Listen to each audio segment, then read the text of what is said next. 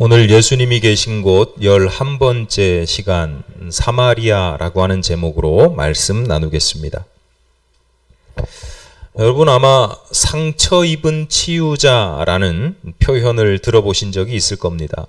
헨리 나우엔이라고 하는 분이 쓴 책의 제목인데요. 많은 사람들에게 상처라고 하는 것이 몸의 상처든 마음의 상처든 이제 아픔과 또 이후에 흉터 그리고 트라우마까지도 남기는 경우가 많습니다. 그런데 이 헨리 나우엔은 상처에 대해서 제대로 이해를 하면 그 상처의 경험을 통해서 오히려 다른 사람들을 잘 치유할 수 있게 된다, 이런 겁니다. 상처에 대해서 자신의 상처에 대해서 긍정할 수 있도록 교훈을 줍니다. 실제로 그렇죠. 어떤 사람이 어떤 아픔과 상처 가운데 있을 때 그 상처를 겪어보지 못한 사람이 그 옆에서 100마디 말로 위로를 하는 것보다 예전에 그 동일한 상처를 겪었던 사람이 옆에 가만히 있어만 줘도 위로가 되고, 딱 한마디 하면 돼요. 힘들지? 이거 한마디만 하면 끝나는 거예요. 그게 상처 입은 사람이 치유할 수 있는 힘을 가지게 되는 겁니다. 헨리 나우엔은 로마 카톨릭 사제임에도 불구하고 이제 개신교 목사들 중에서 모르는 사람이 없을 정도로 아주 지대한 영향력을 끼쳤고요. 그는 사제라고 하지만 주로 일했던 것은 교수로서, 학자로서, 가르치는 일로서 일을 했어요. 그래서 미국의 명문이라고 하는 대학, 여러분 아실 만한 대학 하버드, 예일에서 학생들을 가르쳤는데, 그 인생 말년도 아니고 하여튼 후반부에 우연한 계기로 이제 이분이 교수의 삶에서 갑자기 자신의 삶을 전환시킵니다. 발달장애인이라고 하죠. 옛날에 뭐 뇌성마비, 뭐 또 자폐 이런 분들을 이제 발달장애인이라고 하는데, 그 발달장애인들이 모여서 함께 사는 데이브레이크라고 하는 시설, 조그마한 시설이 하나 생겨요. 근데 그곳에 뭐 물론 그것을 운영하는 데는 더 큰 데가 있지만 근처에 그런 시설이 생겨서 그 시설에서 죽을 때까지 그들을, 발달장애인들을 섬기는 일들을 하는데요. 장애인들이 많지도 않았답니다. 이제 처음 생기는 것이기도 했고, 그래서 6명 정도 되는 곳인데, 그 6명 같이 사는, 발달장애인들이 같이 사는 6명 그 공동체를 섬기기 위해서 대학자요, 교수라고 하는 지위와 명성, 그리고 안정된 삶을 포기하고 버립니다. 사람들이 이야기하죠. 아니, 당신이 가지고 있는 지식으로 더 많은 사람들에게, 더 많은 사람들을 가르치는 것이 훨씬 당신의 그 영향력을 잘 발휘하는 것이고 달란트를 잘 쓰는 것 아니겠느냐라고 설득을, 그게 더 효과적이고 효율적이지 않냐, 합리적이지 않냐라고 설득을 했지만 소용이 없었어요. 헨리 나우엔이 나는 모든 걸 포기하고 여기서 이들을 섬기겠다라고 했던 가장 근본적인 이유가 뭐냐면 이렇게 이야기합니다. 나는 그곳에서 예수를 만났기 때문입니다. 이렇게 이야기를 해요. 헨리 나우엔이 친구에게 쓴 편지의 내용을 제가 한번 읽어드리겠습니다. 나는 이 사람들을 돕기 위해서 여기에 왔다고 생각했어. 그런데 나는 이 공동체에 와서 처음으로 고향을 찾은 것 같은 감정을 느꼈어. 탕자였던 내가 집으로 돌아온 것 같아. 그리고 나는 이 사람들을 돕고 이 사람들을 치유하기 위해서 온 것만은 아니야.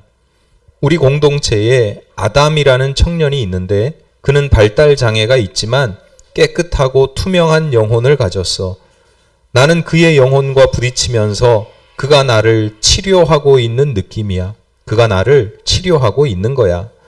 나에게 붙어있던 찌꺼기, 그런 거짓된 위선과 가면, 이런 것들이 찢겨나가도록 내가 섬기고 있는 아담이 내 영혼을 치료해주고 있어.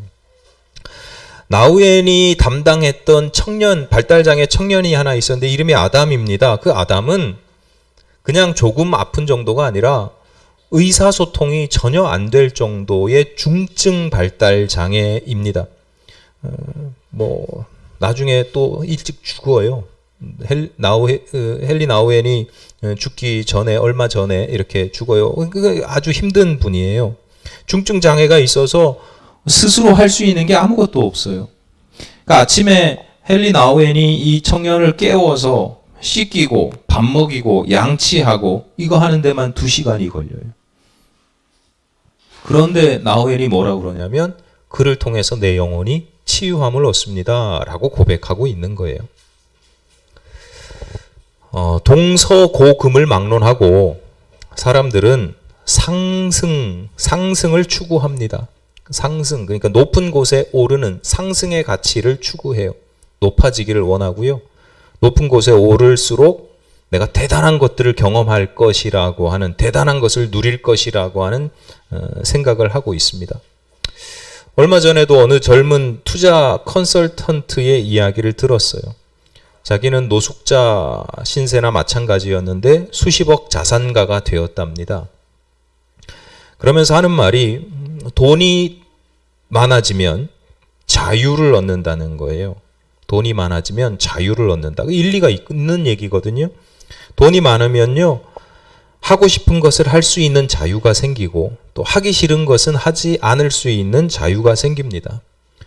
맞는 말이에요. 그런데 그래서 그 사람이, 그 영혼이 한없이 자유로워질 수 있을까요? 전도서 5장 10절에서 이렇게 말씀합니다. 전도서 5장 10절에서 정말 기가 막힌 말씀을 들려주시는데, 은을 사랑하는 자는 은으로 만족함이 없고 풍부를 사랑하는 자는 소득으로 만족함이 없나니 이것도 헛되도다. 이게 무슨 얘기냐면, 은을 사랑하는 사람이 은을 많이 벌어들여요. 그래서 자유를 누리느냐? 아니라는 거예요. 만족함이 없다는 거예요. 자유를 누리기보다는 더 큰 갈증, 끊임없이 더 큰 갈증만 느낄 뿐이죠. 아주 여러분 생각해보면 아주 쉽습니다. 여러분 중에 어떤 분들은 야, 내가 10억만, 통장에 10억만 있으면 여한이 없겠다, 내가 온갖 자유를 누리겠다, 이렇게 생각하시는 분들 계시죠? 저는 그렇거든요. 야, 내 통장에 10억만 있으면 야, 이것도 하고 저것도 하고 내가 이것도 안 하고 저것도 안 하고 이런 생각이 있어요. 근데 한번 주변에 10억 정도 가지고 계신 분들 한번 보세요. 그런 자유를 누리면서 사는가? 그렇지 않거든요. 10억 가지신 분은 아, 내가 20억만 있었으면 뭐 이런단 말이에요.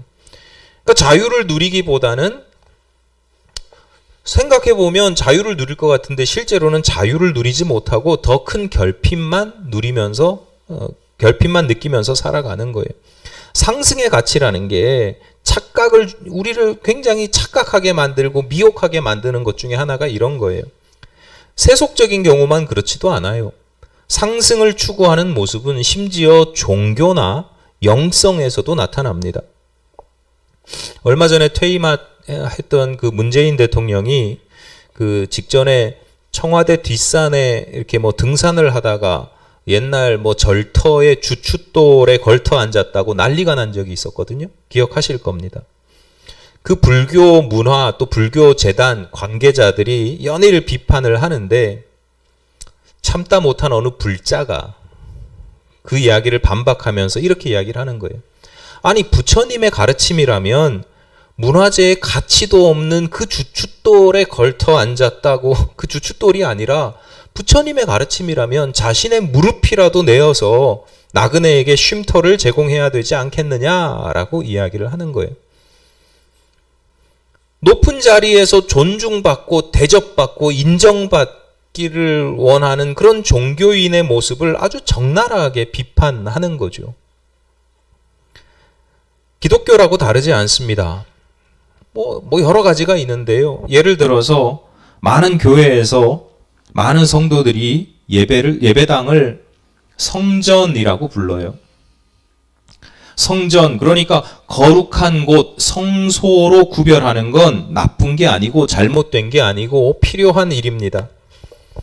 그런데 성전이라고 부르면서 이것이 구약시대의 유대인들이 가졌던 성전신앙과 동일해지는 건 경계를 해야 됩니다. 구별해야 돼요. 구약시대의 성전신앙과는 구별돼야 돼요. 왜냐하면 그 구약 시대의 성전 신앙의 핵심은 뭐냐면, 물론 원래 본질적인 의미는 그런 게 아니지만 그들이 가졌던 그 성전 신앙의 신학이나 그 영성 또 신앙 이런 게 핵심이 뭐냐면, 쉽게 얘기하면 이런 거예요. 성전은 하나님을 독점하는 곳이에요. 구약시대 유대인들에게 성전은 하나님을 독점하는 곳이에요. 그러니까 하나님을 만나고 예배하고 용서받기 위해서는 반드시 성전에 와서 제사를 드려야만 하는 거예요. 그러니까 그 와중에 장사치들과 결탁하기도 하죠.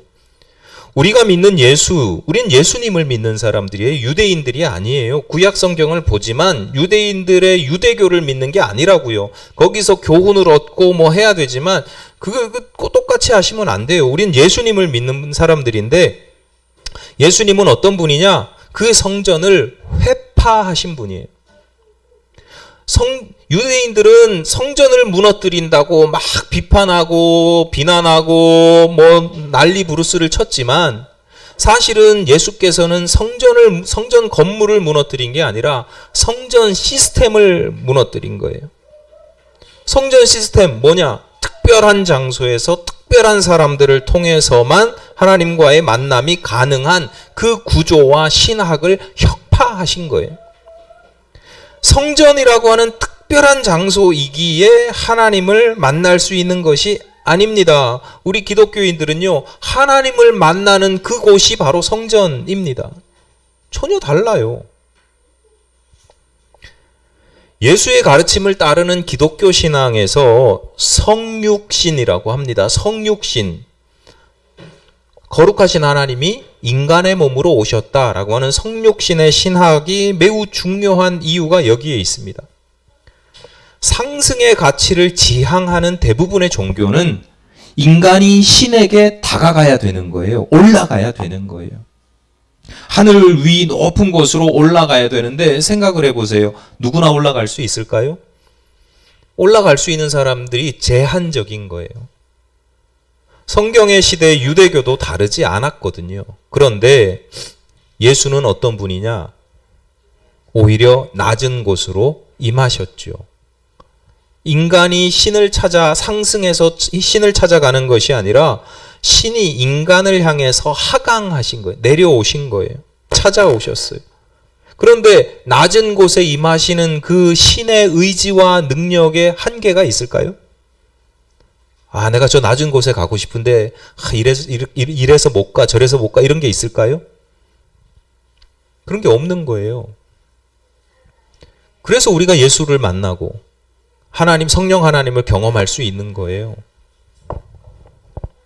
여러분, 그러니까 우리가 예수를 만나기 위해서는, 하나님을 만나기 위해서는 어디로 가야 될까요?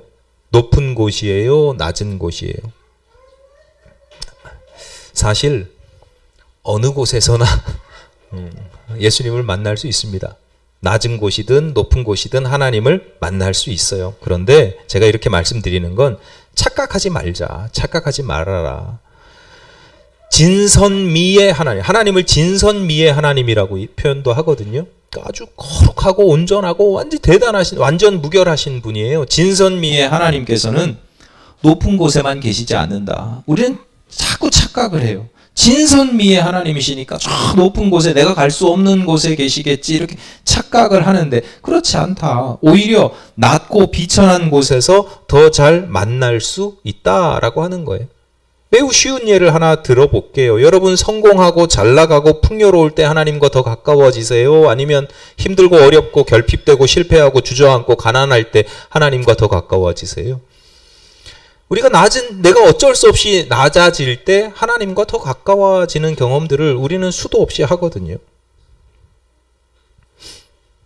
이스라엘이라고 하는 나라, 그 지역의 그 지형은 세로로 길게 형성이 되어 있습니다. 성경의 시대, 지금은 이제 이스라엘의 수도가 예루살렘이 아니거든요. 텔아비브라고 하는 곳인데, 성경의 시대 이스라엘의 수도였던 예루살렘은 그 세로로 길게 된 지형의 비교적 남쪽 부분에 위치하고 있는데, 그 예루살렘이 있는 그 넓은 예루살렘이라고 하는 성읍이 있는 도시가 있는 그 전체 지역, 예를 들어서 우리 수원이 도청 소재지다 그러면 수원이 있는 곳이 경기도라고 하는 전체 지역이 있잖아요.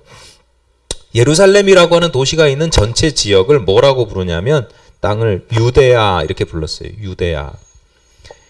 그러니까 유대인, 유대교라고 하는 말들이요, 다 그 지명에서 유래해요. 유대 땅에 살고 있는 사람, 유대야 땅에 살고 있는 사람을 유대인이라고 하고, 그 땅에서 그 땅의 종교를 유대교라고 하는 거예요. 반면에 이스라엘의 저 북쪽에는 갈릴리라고 하는 지역이 있었어요.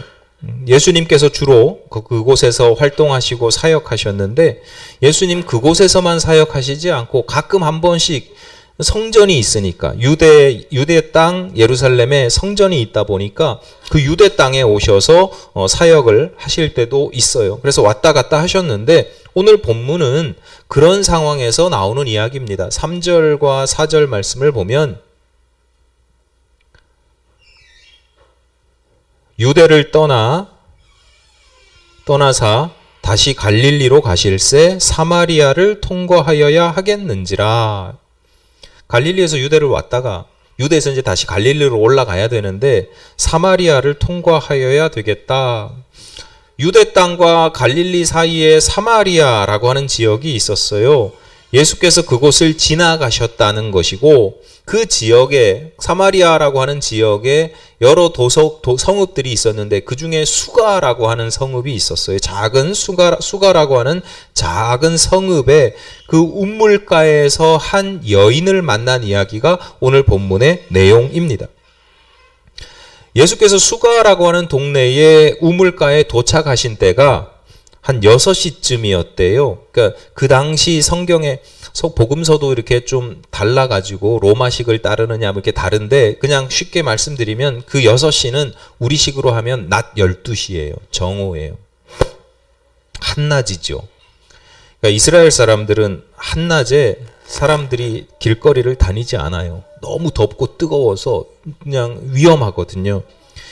그늘에서 쉬거나 또 낮잠을 자기도 합니다.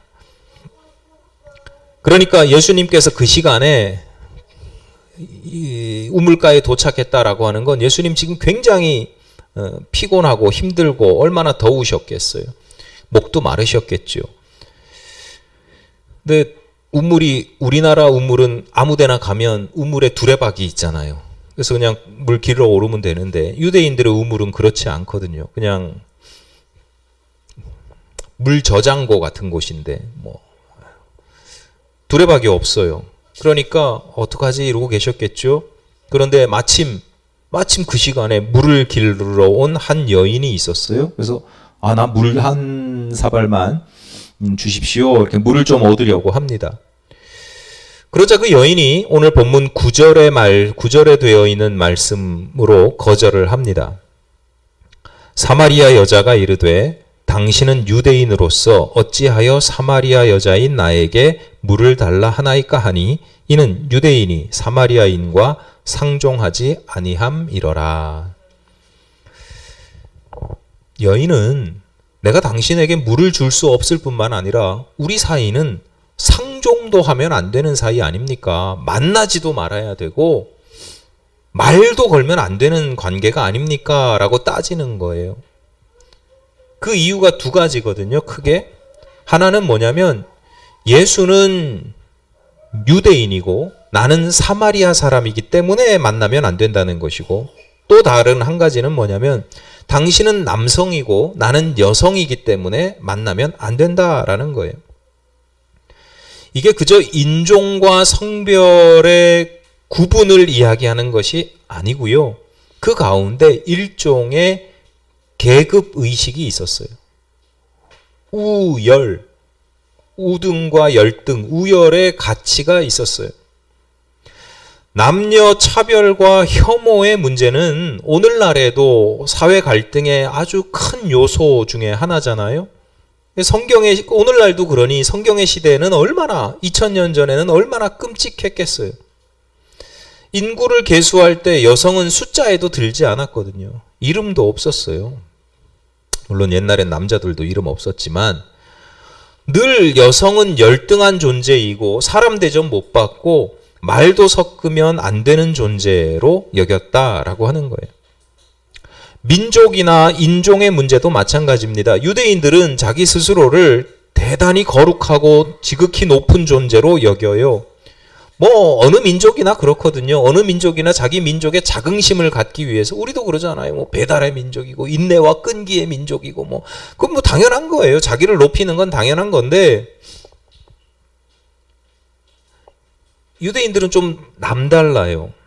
자기들을 굉장히 좋은 대단한 존재로 우리도 마찬가지인데 우리도 뭐 그런 얘기 하잖아요. 단일 민족이다 뭐 이런 얘기 하잖아요. 그런 걸 우리 자랑으로 여기고 막 그 외국인들 들어와서 혼혈이 생기는 것에 대해서 굉장히 거부감을 갖는데 예, 원고에 없는 얘기라 넘어가겠습니다. 할 말 많은데 간단하게 얘기하면 청동기 시대 고인돌이 세계에서 제일 많은 나라가 우리나라예요. 세계 고인돌의 절반 정도 돼요. 그 고인돌이 뭐냐면 무덤이거든요.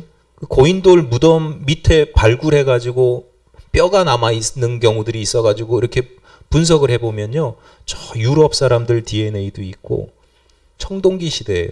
저 인도네시아 저쪽 사람들, 몽골 사람들, 별의별 사람들이 다 나와요. 단일 민족 아닙니다.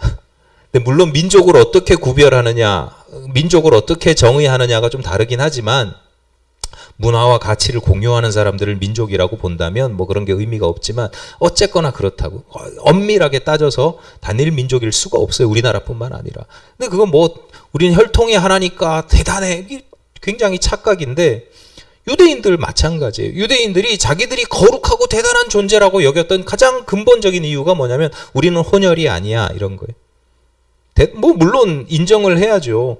바벨론의 식민 통치 아래에서도 율법을 지키면서 혼혈 이방인들과 혼인하지 않았어요. 그러니까 그 노력과 나름 어떤 그 열심 이런 것들을 인정해 줘야 되는데 자기들은 그렇게 지켰는데 사마리아는 이제 북이스라엘, 고대 이스라엘 남북 왕국 시대에는 북이스라엘에 속한 북이스라엘의 한 수도 역할을 했던 곳인데요. 그 사마리아 사람들은 아수르의 침략을 받아서 아수르가 막 식민 통치를 하면서 혼혈 정책을 쓰거든요. 그냥 그래서 혼혈이 돼버려요.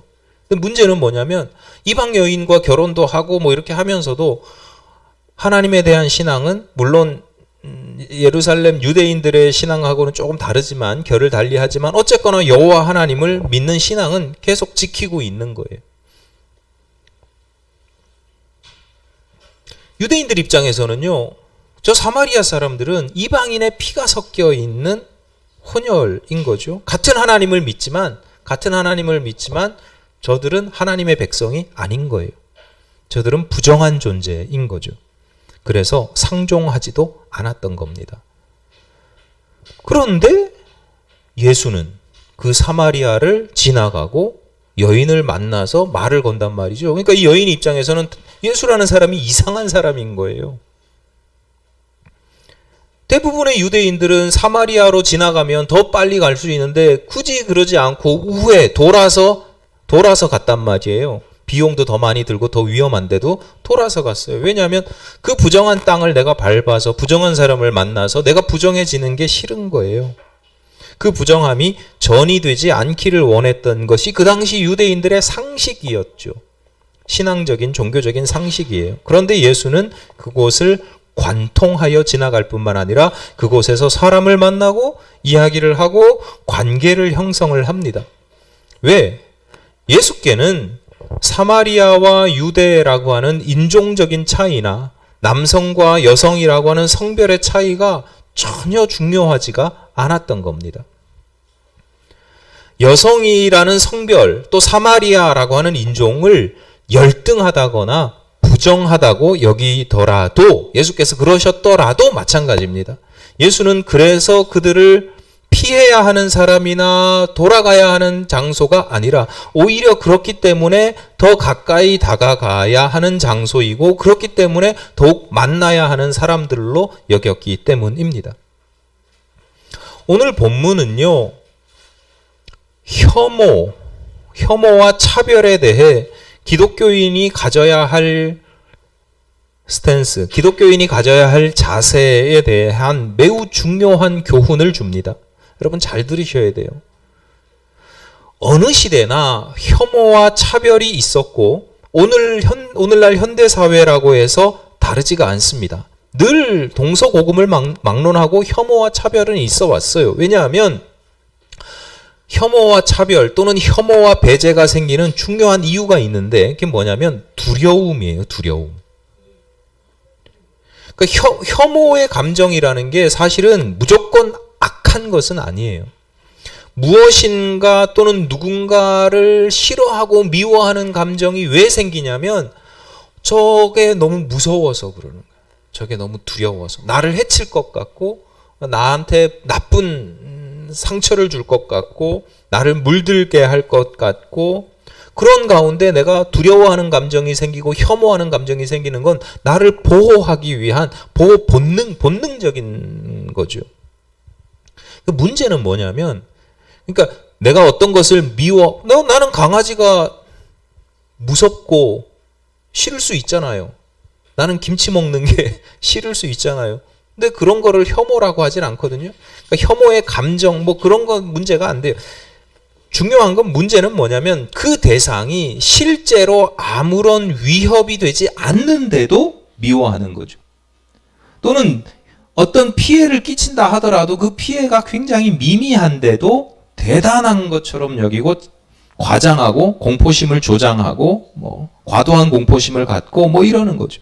가까이 하면 물들게 되고 그러면 큰일 날 것이라고 선동하는 겁니다. 이게 문제인 겁니다. 예수는 저 가까이 하면 큰일 나 라고 하는 그런 문화와 가치관이 팽배한 시대 사마리아를 지나가고 그 여인을 만나요. 왜냐하면 두렵지가 않은 거죠. 내가 거기를 지나간다고 해서 내가 부정하게 될 것이라는 두려움이 없어요. 두려워할 필요가 없다는 걸 알았기 때문이죠. 그곳을 지나가고 그 사람들을 만난다고 해서 자신이 부정함에 물드는 것이 아니에요. 여러분 잘 생각하셔야 돼요. 나를 부정하게 하는 것은 그들이 아니라 언제나 나 자신입니다. 보수 기독교인들이 혐오하는 대상 중에 하나가 성소수자들이거든요. 저는 성소수자를 한 번도 만나본 적이 없습니다. 근데 제가 만약에 그들과 만나서 이야기를 나누고 친구가 된다고 해서 제가 그들에게 물들까요? 저도 발음도 어려운 성소수자가 될까요? 무슬림이 무슬림 만난다고, 제가 스님하고 친구가 된다고, 제가 기독교 신앙을 버리고 그들의 종교나 그들의 신앙을 받아들일까요? 하나님을 버리고 예수를 떠날까요? 나를 부정하게 하는 건 본질적으로 그들이 아니라 나에게 원인이 있는 거예요. 기독교 신앙을 가진 사람으로서 죄를 멀리해야죠. 악을 경계해야 합니다. 그런데 예수는 우리에게 뭐라고 말씀하시느냐? 원수도 사랑하라 이렇게 말씀하신단 말이죠. 나와 다르다고 해서 혐오하고 배제하는 것은 그리스도의 뜻이 아닙니다. 예수 그리스도는 오히려 그분들에게 다가가십니다. 오늘 본문의 여인은요, 단지 여성이나 사마리아인이었다고 하는 것을 넘어서는 또 다른 문제도 있었어요. 사실 여성이나 사마리아인이라고 하는 문제는 본인의 선택이나 본인의 잘못이 아니잖아요. 태어나고 보니까 내가 여자고, 태어나고 보니까 내가 사마리아 사람이잖아요. 내가 선택한 문제가 아니에요. 흔히 말하는 운명 같은 거죠. 하지만 개인적인 문제는 좀 차원이 달라요. 예수께서 뭐라고 말씀하시냐면 너에게 남편 5이 있었고 지금 함께 지내는 사람도 네 남편이 아니다라고 말씀을 하십니다. 그 본문에서 성경 본문에서 거기에 대해서 그 정보에 대해서 더 자세한 정보를 주지 않기 때문에 여러 가지 다양한 해석과 유추가 가능하거든요. 하지만 한 가지 다양한 해석 중에 어느 게 맞다 이렇게 얘기할 수는 없지만 한 가지 확실한 건 뭐냐면 그 시대의 문화와 가치관으로 보면 그 여인은 자기가 여성이나 사마리아인이라고 하는 이유 말고 남편 5이 있었고 지금 있는 남편도 남편이 아닌 것이라고 하는 그 개인적인 이유 때문에 혐오와 차별의 대상이 되었을까요? 안 되었을까요? 사람들에게 엄청 손가락질 받았을 거예요. 같은 사마리아 사람, 같은 여인들에게도 아마 손가락질을 당했을 거예요. 남편 잡아먹은 년, 남자한테 환장한 년, 이런 소리들 막 들으면서 살았을 거예요. 비난과 모욕을 들었겠죠. 그 사람들이 그렇게 비난과 모욕하면서 나 욕한다 이렇게 생각하지 않아요. 우리 공동체가 깨끗해야 되고 건강해야 되는데 전염 때문에 우리 공동체가 부정해진다. 이런 신앙적인 가치관들이 있는 거예요. 일부 성서학자들은 본문의 여인이 난 12시에 한낮에 물을 다들 그들에서 쉬고 있을 때 물을 기르러 온 것도 그런 관점에서 해석을 합니다. 많은 사람들의 시선을 피해서 사람들 없을 때 다녔다라고 하는 거죠. 근데 예수는요, 그런 문제에 대해서 전혀 따지지 않습니다. 여성이나 사마리아인이라는 사실과 더불어서 개인적인 심각한 문제가 예수께는 하나의 조건이 되지 않아요. 이 문제 해결하고 와. 이렇지 않으신단 말이에요. 다 알고 계시는데 그냥 그대로 용납하고 수용하신단 말이죠. 그녀의 상황과 처지를 잘 아시는 예수께서 단지 하시는 말씀이 뭐냐면 내가 너에게 생수를 주겠다 이렇게 말씀을 해요. 유대인들에게 생수는 흐르는 물이에요. 생수, 살아있는 물이에요. 여러분 우리 먹는 물 생수라고 그러잖아요. 표준어 아니에요. 그 먹는 샘물이에요. 물은 살아있지도 죽어있지도 않아요. 생수가. 근데 성경에서 말하는 생수는 유대교에서 말하는 그 성경의 시대에 말하는 생수는 흐르는 물, 살아있는 물, 살리는 물 이렇게 이해를 했어요. 신앙적으로, 관념적으로. 근데 생수를 주겠다 그랬을 때 여인은 그 생수를 일상에서 흐르는 물, 마실 물, 생활 음용수 이런 걸로 이해를 했어요. 근데 예수께서 생수를 주겠다고 하는 말씀의 뜻은 달랐어요.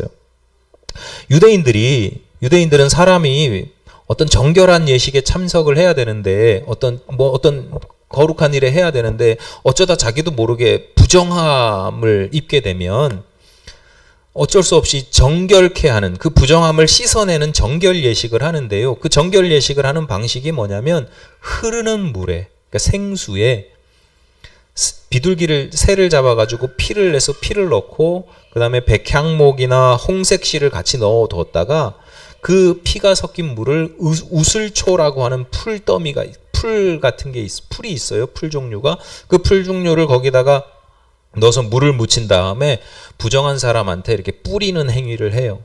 그러면 이 사람이 정결해진다. 그 부정함이 씻어진다. 이런 뜻이죠. 예수는 그녀의 모든 처지와 상황, 아픔, 문제 이런 것들을 다 알고 계셨어요. 모르신 게 아니에요. 다 알고 계셨어요. 그래서 너는 구원받을 만한 자격이 없어 라고 외면하지 않으시고 그걸 다 부정한 걸 아시기 때문에 먼저 다가가서 손을 내미시고 정결케 하셨다라는 거예요. 한국 교회가 점점 보수화되면서 혐오와 차별을 마치 반드시 지켜야 하는 신앙적인 자세인 것처럼 착각하거나 왜곡하는 경우가 종종 있습니다. 내 신앙을 지키기 위해서, 내 복음의 가치를 지키기 위해서라면 어쩔 수 없이 저 사람은 미워해야 되고 배제해야 된다라고 하는 논리예요. 근데 솔직하게 냉정하게 자기 자신을 성찰해야 돼요. 신앙 때문이라고 하지만 사실은 혐오의 감정이 먼저 있는 거거든요. 여러분 신앙보다 감정이 먼저예요. 혐오와 배제, 혐오와 차별에 대한 감정이 생겼는데 이 감정을 어떻게든 정당화시켜야 되니까 내 신앙을 핑계로 삼는 경우가 있어요. 다 그런 건 아니지만 자세히 보면 그런 경우들이 있어요. 여러분, 이게 굉장히 위험한 겁니다. 왜냐하면 신앙이나 복음의 가치를 내 혐오를 위한 도구로 사용하잖아요. 이거야말로 진짜 불신앙인 거죠. 신성모독이라고 할 수도 있는 거예요. 그런데 사람들은 신성모독을 하면서 지극히 불신앙, 하나님께서 너무너무 미워하시고 너무너무 싫어하시는 행위를 하면서 하나님을 위해서 제가 이렇게 합니다 라고 하는 것 중에 하나가 혐오와 차별이에요. 다시 말씀드립니다만 죄와 악에 대해서는 철저히 주의하고 경계해야 합니다. 하지만 우리가 먼저 생각할 게 있어요. 그래서 우리는 얼마나 깨끗한데요. 우리는 얼마나 깨끗하고 잘나서, 얼마나 고상하고 얼마나 거룩해서. 여러분, 우리들이 세상을 혐오하는 사람들을 보는 그 시선으로 하나님이 우리를 보시잖아요. 우리도 혐오와 배제의 대상이에요. 추하고 더럽기가 한이 없잖아요. 헨리 나우엔이 그 발달장애인 시설에 가서 그걸 깨달은 거예요. 와, 이 영혼을 보니까 내가 얼마나 더럽고 추한 존재인지. 그래서 예수를 다시 만난 거예요. 사제 서품 받아서 평생을 사제로 살아가던 사람이 내가 그곳에서 예수를 만났습니다 라고 하는 거예요. 우리는 얼마나 더러운지 몰라요. 고쳐서 쓸 수도 없는 지경이에요. 그런데 주님께서 우리에게 다가오신 것 자체가 정말 감사하고 대단한 일이고, 손잡아 주시고 구원하시면서 나아가서 우리를 사용하시기까지 한단 말이에요. 그런 주님께서 다른 사람들에게도 다가가시거든요. 함께 하시거든요. 그러면 우리들도 주님을 닮아가야 되는 거죠. 그들에게 다가가시는 주님의 도구가 되어야 되고, 우리도 그들에게 친구가 되어주고 생수가 되어 주어야 하는 것입니다. 여러분, 누구에게나 내 마음에, 내 삶에 자신만의 사마리아가 있습니다. 저도 마찬가지예요. 이렇게 설교를 하지만 저도 극복하지 못하는 사마리아가 있어요. 여러분에게는 어떤 곳이 나의 사마리아입니까? 주님의 뜻을 따라 혐오하고 배제해야 하는 대상이 아니라 오히려 다가가고 만나야 하는 대상임을 깨달으시기를 바랍니다. 더해서 주님처럼 주님과 함께 그곳으로 발걸음을 옮길 수 있으시기를, 그 낮은 곳에 이미 와 계시는 주님을 만나시고 나아가 그곳에서 예상치 못했던 치유와 회복을 경험하게 되시기를 간절히 바랍니다. 기도하시겠습니다. 하나님,